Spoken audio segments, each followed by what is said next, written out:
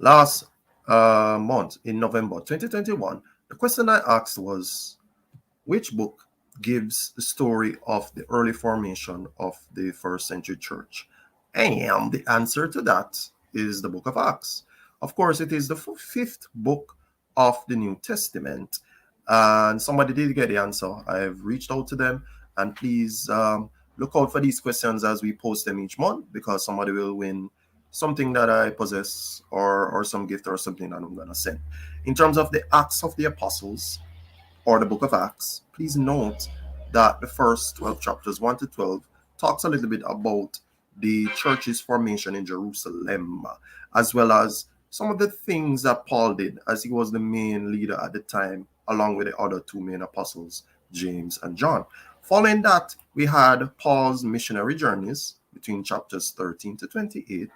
And of course, we get even deeper knowledge into what he was doing during those times when he started to write some of the epistles to the churches in the other books in the New Testament that we know he wrote. Of very important note is that the book of Acts was written by Luke. Luke, being a doctor, was very detailed. And when he wrote that book, it was actually appended onto the book of Luke, or the Gospel of Luke.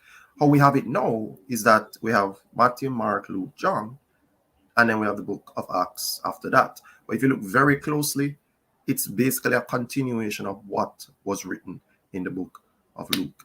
Luke gives a very brilliant way of showing how Christ's ascension and then his instructions to the first apostles allow them to stay into Jerusalem and to receive the gift of the Holy Spirit, and then start to do some things in Jerusalem to form the early church.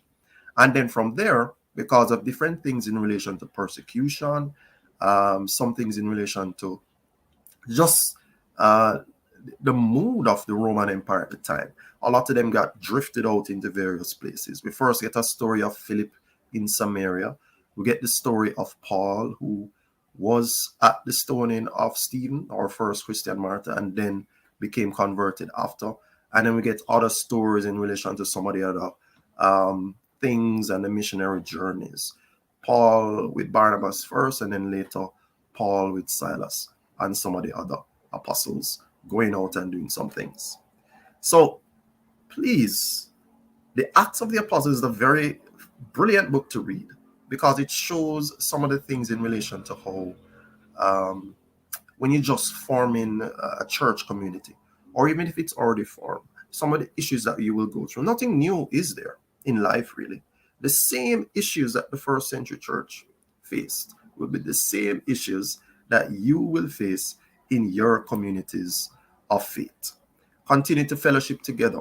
And as that first letter to the wider Gentile population says, remember to continue to keep in faith. Know that God is the ruler of all things, and ensure that you continue to enjoy the tenets of the faith of love and mercy and forgiveness.